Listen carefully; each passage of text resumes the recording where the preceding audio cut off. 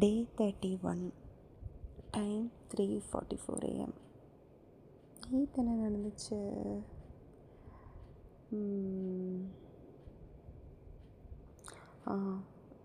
மக்காவை போயிட்டு வந்து சரியாகவே தூங்க முடியல. லைட்டாக தலைவலிச்சுது.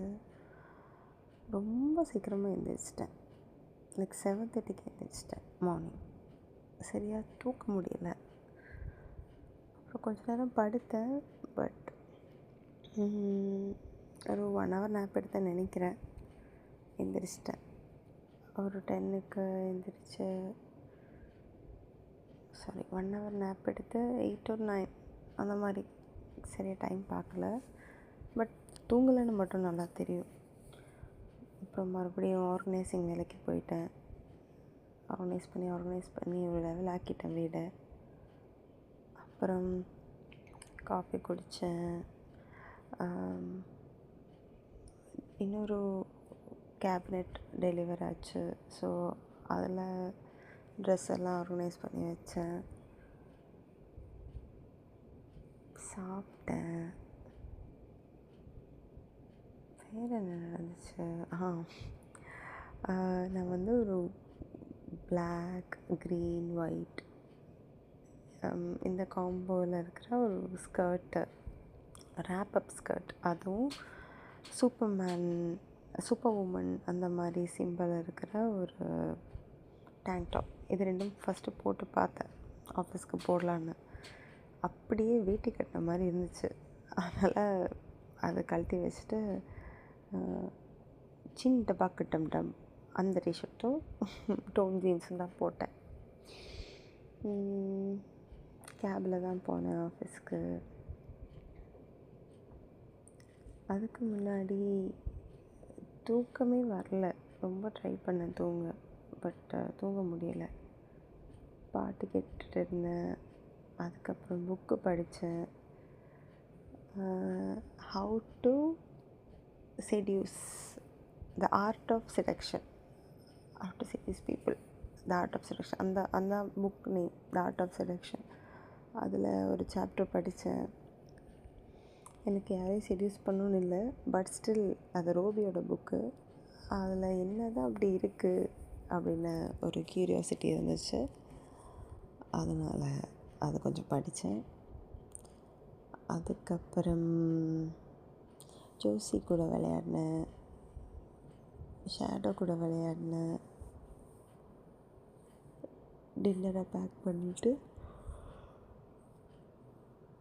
குளிச்சுட்டு ரெடி ஆகிட்டு ஆஃபீஸ் போனேன். கேபில் தான் போனேன். கேப்காரங்க ஏசி ஒழுங்காகவே போடல, சரியாகவே வரல. அதுக்கப்புறம் ஆஃபீஸில் செம்ம ஹெக்டிக்காக இருந்துச்சு. லைக் ஆப்பு ஒர்க் ஆச்சுங்கிற ஒரு யுரேக்கா மொமெண்டில் போனேன். பட் ஃபார் சம் ரீசன் எனக்கு ஒர்க் ஆனது, என்னோடய கொலீக்கு ஒர்க் ஆகலை. அதனால் அதுலேயே டைம் போயிடுச்சு. எதுவுமே ஒர்க் ஆகாமல் டென்ஷன்லேயே ஓடிடுச்சு டே ஃபுல்லாக. சரியாகவே சரோட்டையும் சந்தோட்டையும் பேசவே முடியலை. டைமே கிடைக்கல. கொஞ்சம் நேரம் பேச போனால் கூட வேறு ப்ராஜெக்டில் எல்லாம் பிஸியாகவே இருந்துட்டேன். ஒரு ஹாப்பி நியூஸ் என்னென்னா, ஹாரிக்கு வேலை கிடைச்சது. ஹாரியே அந்த ஆஃபர் லெட்டர் அவங்க வித்ட்ரா பண்ணிட்டு அவங்க வேலையே கொடுக்காம எனக்கு கஷ்டமாக இருந்துச்சு. அவருக்கு நான் தான் ரெஸ்யூம் ரெடி பண்ணி கொடுத்தேன். லைக் அவருக்கு எக்ஸ்பீரியன்ஸ் இருக்குது, நாலேஜ் இருக்குது. அவருக்கு டிஎல் பொசிஷன் டார்கெட் பண்ண மாதிரி தான் ரெஸ்யூம் ரெடி பண்ணேன். அவருக்கு சதர்லாண்டில் வேலை கிடைச்சிது. அவர் மெசேஜ் அனுப்பினப்போ ரொம்ப சந்தோஷமாக இருந்தது. நேற்று ஜாயின் பண்ணேன்னு சொல்லியிருந்தார்.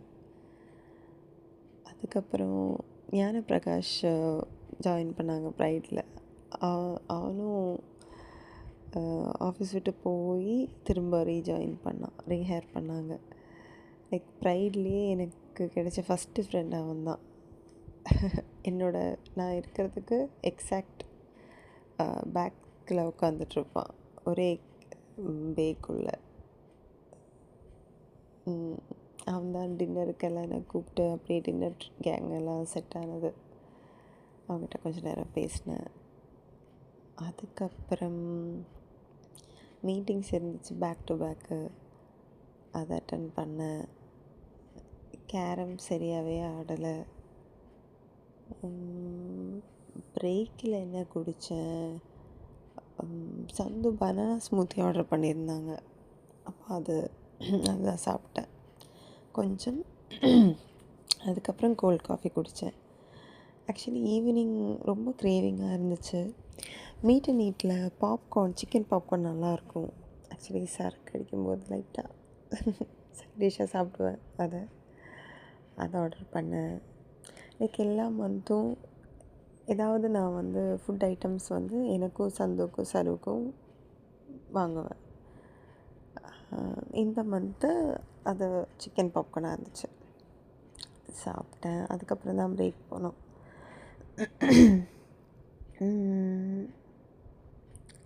அதுக்கப்புறம் என்னாச்சு,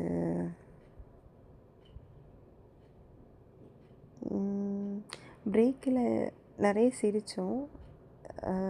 ஆனால் பாதி இப்போ ஞாபகம் இல்லை. ஸ்ரீனி இப்போ சரவணா மாதிரி பேச ஆரம்பிச்சிட்டா. பாரதி அக்காவும் சரவணா மாதிரி பேச ஆரம்பிச்சிட்டா. அதாவது சரவணன் தான் எல்லாத்துக்கும் கவுண்டர் கொடுப்பான். அது மாதிரி இவங்களும் கொடுக்க ஆரம்பிச்சிட்டாங்க. நல்லா இருந்துச்சு. நைட்டு 12 மணி ஆகிட்டு கூட என்னோடய வேலை முடியலை. லைக் ஆப் அது க்ராஷ் ஆகிட்டே இருந்துச்சு. ஃபிக்ஸ் பண்ணி ஒரு லெவலுக்கு கொண்டு வந்துட்டேன். கீழே கேப் வேறு போகவே 2:20 AM ஆயிடுச்சு. அதுக்கப்புறம் கேப் ஏறி வீட்டுக்கு வரும்போது அருண் கால் பண்ணியிருந்தான்.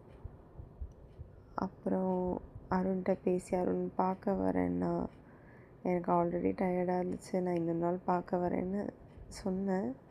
பட் கிட்டத்தட்ட 2 வீக்ஸாக என்னை பார்க்கணுன்னு ட்ரை பண்ணிகிட்ருக்கான். டெய்லி கால் பண்ணுவான், நான் எடுக்க மாட்டேன், அப்படியே போயிடும். சரி, இன்றைக்கும் அப்படி பண்ணக்கூடாதுன்னு அருணை பார்க்க போனேன். அருண் என்னோட ஃபஸ்ட்டு நான் சென்னை ஜாபு தேடி ஜாயின் பண்ணி அங்கே கிடைச்ச ஃபஸ்ட்டு ஃப்ரெண்டு தான் அருண். அருணுக்கு என்ன ரொம்ப பிடிக்கும். சொல்லுவான் அவனோட ஃபஸ்ட் லவ் நான் தான்னு. எங்களுக்குள்ளே செட்டே ஆகாது எந்த விதமும். லைக் அவனோட பெர்ஸ்பெக்டிவ் வேறு, என் பெர்ஸ்பெக்டிவ் வேறு. பட் ஏதோ ஒன்று என்கிட்ட ரொம்ப பிடிச்சிருக்கு, அது என்னென்னு தெரியலன்னு சொல்லுவான்.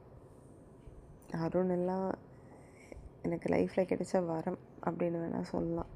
அப்படி பார்த்துக்கிட்டேன் என்ன.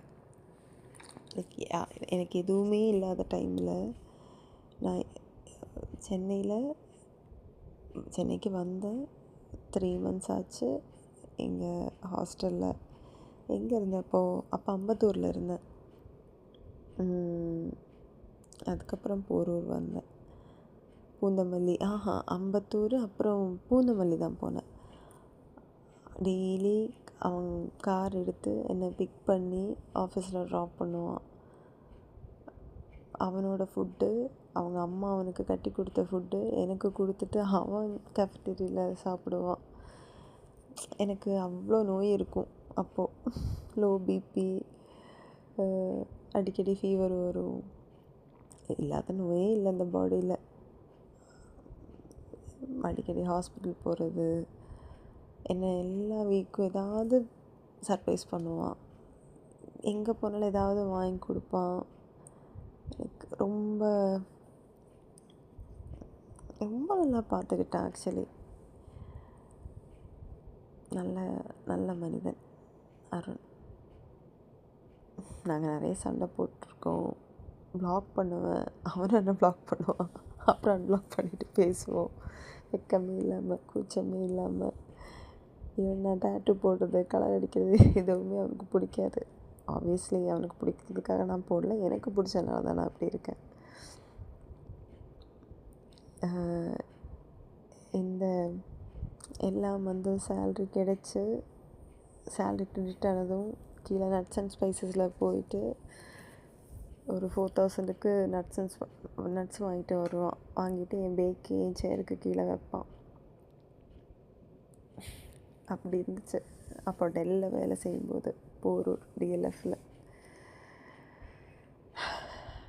நான் நல்லா படிக்கணும், படிக்கிறதுக்கு இன்ட்ரெஸ்ட் இருக்குதுன்னு சொன்னதுனால அப்போது வந்து ஐஏஎஸ் சொன்னால் கொஞ்சம் காமெடியாக தான் இருக்கும். ப்ரிலிம்ஸ் எழுதினேன், நான் பாஸ் ஆகிட்டேன். மெயின்ஸ் எழுதணும்னு இருந்துச்சு, பட் அதை ஃபெயில் ஆகிட்டேன். பட் அதை என்சிஆர்டி புக்ஸ் எல்லாம் வந்து ஹார்ட் கவர் கிடைக்கல. அப்போ ஆன்லைனில் டவுன்லோட் பண்ணி படிக்கணும்னு இருந்துச்சு. அதுக்காக அந்த காலத்தில், அதாவது 2018 எனக்கு லேப்டாப் சர்ப்ரைஸாக வாங்கி கொடுத்தான். அவங்ககிட்டே எதுவுமே இருக்காது செலவுக்கு, பட் ஸ்டில் எனக்கு அவ்வளோ பண்ணியிருக்கான். எப்போவுமே நான் அதுக்கு தேங்க்ஃபுல்லாக இருந்திருக்கேன். அருண் இப்போது கல்யாணம் ஆகி பேபியெல்லாம் ஆகி நல்லா இருக்காங்க. நல்லா இருப்பாங்க நம்புகிறேன். எப்போவாவது பார்க்க வருவான், ஏதாவது பேசுவோம். மோஸ்ட்லி சண்டை தான் போடுவோம். நான் எல்லாரையும் நம்புகிறேன் அந்த மாதிரிலாம் சொல்லி என்னை அட்வைஸ் பண்ணுவான்.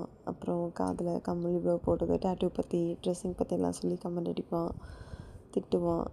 பட் ஸ்டில் அவனுக்கே புரிஞ்சிடுச்சு என்ன தான் அவன் சொன்னாலும் நான் எனக்கு பிடிச்ச மாதிரி தான் இருப்பேன்னு. இன்றைக்கி நடந்த கான்வர்சேஷனில் நாங்கள் சண்டையே போடலை. நான் ரொம்ப டல்லாக தான் பார்க்க போனேன். அவனே சொன்னான், லைக் அவனே டல்லாக வரான், என்கிட்ட பேசினா கொஞ்சம் ஹாப்பியாக இருக்கும்னு.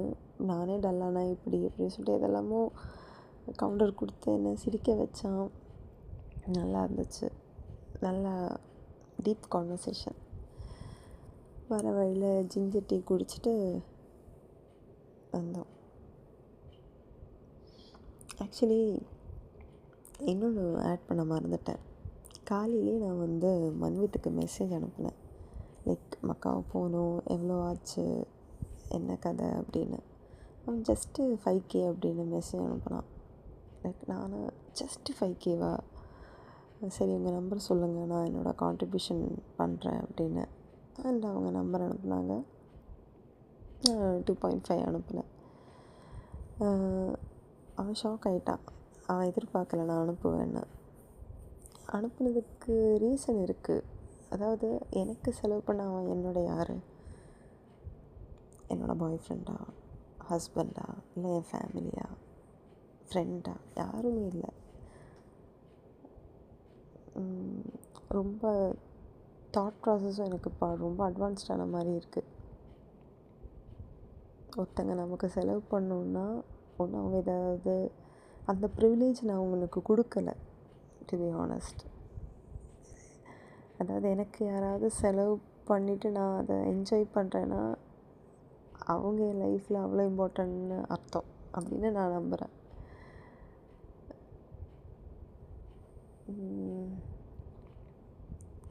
லைக் நான் இப்படி யோசிப்பேன்னு நான் நினைக்கல, பட் இப்போ இப்படி தான் எனக்கு யோசிக்க தோணுது.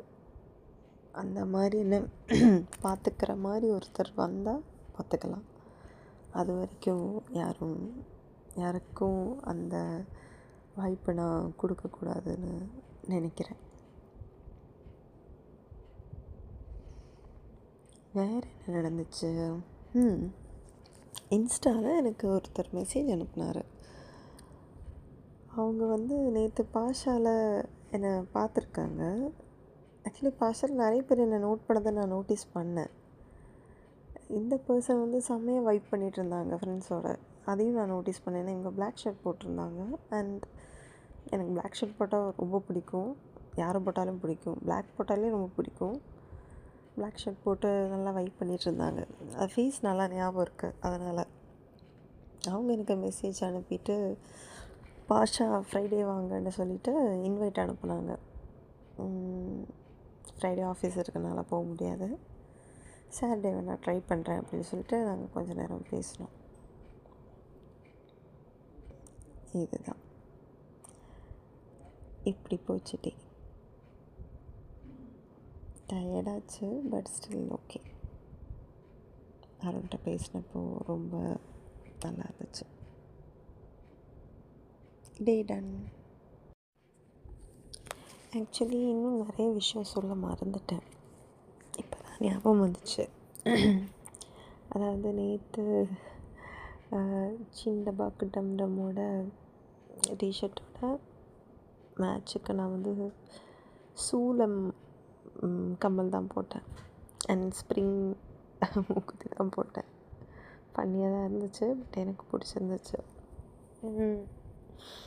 சாரு எனக்கு ஒரு ஷூஸ் கொடுத்துருந்தான். லைக் அவனுக்கு வேற ஒருத்தவங்க கொடுத்தது. அது லேடிஸ் ஷூனால அவனால் போட முடியல. ஃபஸ்ட்டு கொடுக்கும்போது ஓகே என்ன இருந்துச்சு. அவன் சொன்னான் ரொம்ப காஸ்ட்லின்னு. நான் நம்பலை. பார்க்கும்போது அப்படி காஸ்ட்லி மாதிரி தெரியலை. போட்டு பார்த்தேன் நேற்று தான். செம்ம ஃபிட்டாக இருந்துச்சு. பார்த்தா ஆன்லைனில் பார்த்தா அது 8K வருது, 8 or 9K வருது. ஸ்கெச்சர்ஸ் ஷூ அது தான் போட்டேன். ஸோ சாரு வந்து கலாய்ச்சிட்டே இருந்தான் டீ கடையில். ஞாபகம் வந்துச்சு இப்போ என்னன்னு சொல்லி கலாய்ச்சிட்டான்னு. அதாவது அவங்க போட்ட ஷூ எந்து அப்படி சொல்லி கலாய்ச்சிருந்தான். அப்போ நான் சொன்னேன் இது 8000 ஒந்தன்னு 250 அப்படின்னு சொல்லி அதையும் சொல்லி கலாய்ச்சேன். அப்புறம் அவன் ஷூவில் லேஸ் இருந்துச்சு, அது கழட்ட ட்ரை பண்ணேன். பட் அன்ஃபார்ச்சுனேட்லி அவன் கொஞ்சம் கேர்ஃபுல்லாக இருந்துட்டான், அதனால் கழட்ட முடியல. பட் ஆஃபீஸ்க்குள்ளே போய்ட்டு நான் கழட்டினேன். லாபியில் உட்காரும்போது 2 ஷூ லேஸும் கழட்டி விட்டுட்டேன். ஓவராக பேசிகிட்டு இருந்தான், அதனால் கழட்டி கழட்டி விட்டேன். வேறு என்ன ஆட் பண்ணணும்னு நினச்சேன். அருண் பேசும்போது ஒரு வார்த்தை சொன்னான். லைக் நான் வந்து இந்த கதை சொன்னேன், மன்வித்தோட இப்போ வெளியே போனது, ரெஸ்டோ பார் போனது. அவன் வந்து ஒரு விஷயம் சொன்னான். லைக் முன்னாடி நான் இந்த மாதிரி ஃபன்னெல்லாம் பண்ணுவேன். நான் வந்து யோசிக்காமல் முடிவெடுக்க மாட்டேன். பட் இப்போ ரொம்பவே யோசிக்கிற, எல்லா பெர்மிட்டேஷன் காம்பினேஷனையும் யோசித்து நீ சேஃபாக இல்லையான வரைக்கும் யோசிக்கிற அளவுக்கு நீ ரொம்ப லாஜிக்கலாக திங்க் பண்ணுற, மெச்சூராக இருக்க, அந்த மாதிரி சொன்னான். அவன் அப்படி சொல்லுவான் நான் நினைக்கவே இல்லை. அப்புறம் நான் சொன்னேன் ரெஸ்டோ பாரு கதை. அதாவது அப்படி நான் யூஸ்வலாக போக மாட்டேன், எனக்கு தெரியாதவங்க கூட இல்லை. லைக் ரெஸ்டோ பாருக்கு போனால் கூட அவ்வளோ க்ளோஸாக இருக்கும், இல்லை நான் தனியாக தான் போவேன், இல்லாட்டி போக மாட்டேன். வீட்டில் இருந்து தான் எப்போவாது ரொம்ப ஒகேஷ்னல் ட்ரிங்கர் தான் நான். அது ஒரு ஃபன் வைப். அப்படி எனக்கு ஒரு பேட் இன்சிடெண்ட் நடந்துருச்சு, பேட் எக்ஸ்பீரியன்ஸ் இருக்குது. அதனாலேயே சுத்தமாக போக மாட்டேன். அது என்னன்னு நான் அருண்கிட்ட சொல்லான்னு போனேன். ஆனால் அவன் அது கேட்டுகிட்டே ஷாக் ஆகிட்டான். அவன் சொன்னான், எவ்வளோ வருஷம் முடிஞ்சாலும் யாராவது கேட்டால் ஃபஸ்ட் லவ்னா என்னன்னு அவன் என்ன நினச்சி அவன் சந்தோஷப்படுவான். இந்த மாதிரி ஒரு பொண்ணை லவ் பண்ணியிருக்கேன்னு. மற்றவங்க உன் கதை கேட்டால் மேபி க்யூரியஸாக இருப்பாங்க, ஆனால் அதை நான் கேட்டால் எனக்கு அது இம்பேக்டாக இருக்கும். அது இப்போது அவன் இல்லை, என்ன அவனை மாதிரி நேசிக்கிற நிறைய பேருக்கு அப்படி தான் தோணும் அப்படின்னா. அப்புறம் இன்னொரு வார்த்தை சொன்னான், என்ன மாதிரி எத்தனை பேர் உன்னை தங்கத்தட்டில் பார்த்துருப்பாங்க, வச்சு பார்த்தாங்க அப்படின்னு சொன்னான்.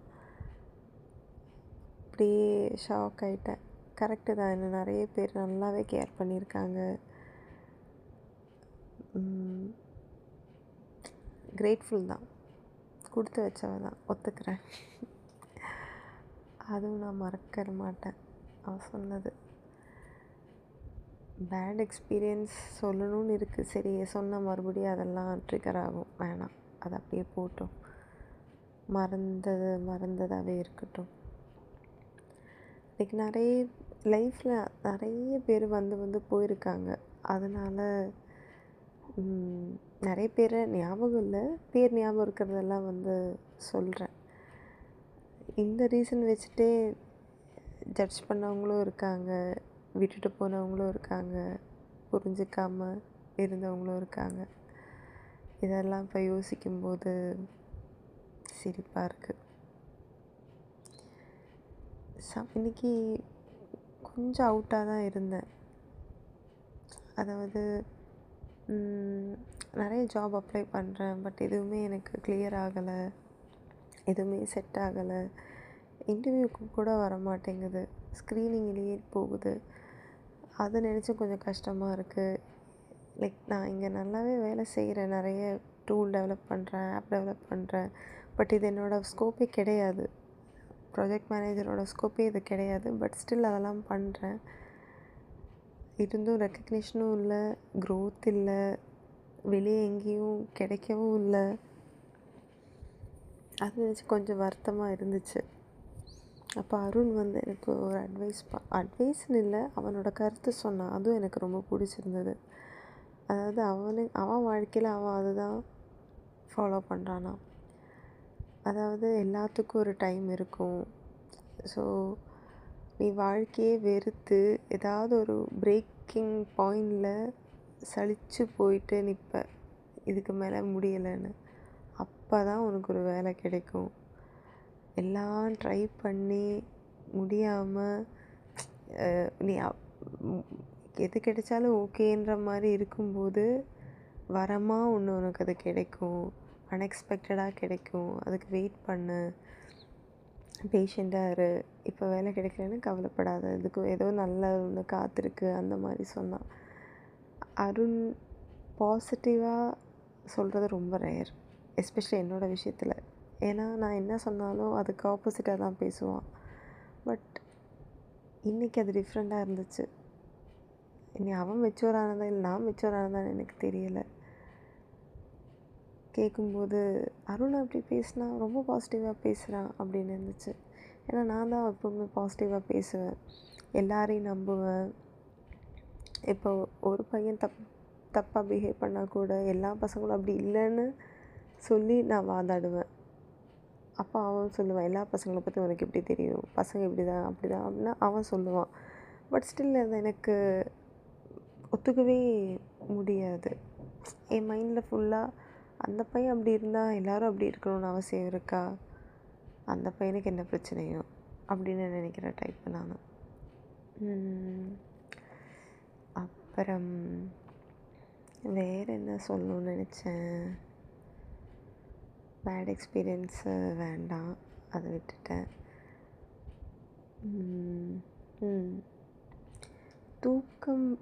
தூங்கணும்னு இருக்குது, ஆனால் தூங்க முடியல. மைண்ட் ரொம்ப டிஸ்டர்ப்டாக இருக்குது. எனக்கு எப்போவுமே ஒரு பார்ட்னர் வேணும்னு ஆசைப்பட்டிருக்கேன், ரொம்ப ஆசைப்பட்டிருக்கேன். அப்புறம் ஆசைலேருந்து மீண்டும் வந்திருக்கேன்.